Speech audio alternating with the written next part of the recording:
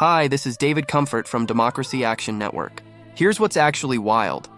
A new handbook has been released to help scientists combat the rising tide of autocracy, threatening academic freedom and scientific integrity.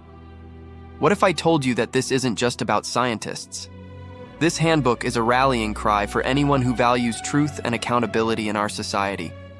Ever notice how the very foundations of democracy seem to be under siege?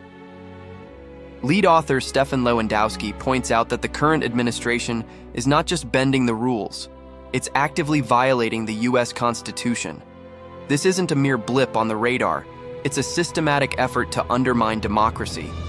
And if you think it stops with scientists, think again. Journalists, judges, and any dissenting voices are also in the crosshairs. This is honestly crazy, but also incredibly concerning.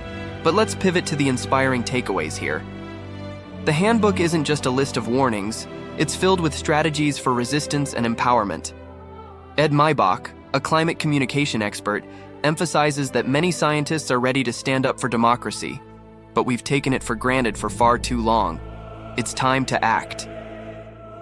We need to unite, not just as scientists but as citizens, to protect the democratic principles that allow science, health, and humanity to thrive.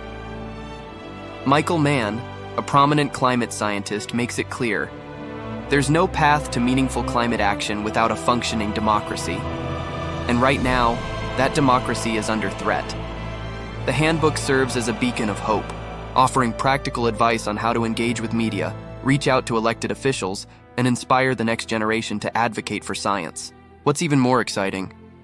This handbook is paired with an interactive wiki, allowing individuals to share their experiences and strategies. It's a community effort to push back against authoritarianism, providing tools for everyone, from scientists to everyday citizens, to protect research and data from corruption or censorship.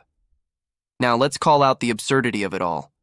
The White House's response to the handbook was to dismiss it outright, claiming the authors are merely partisan. But the truth is, this isn't about politics. It's about preserving our democratic values.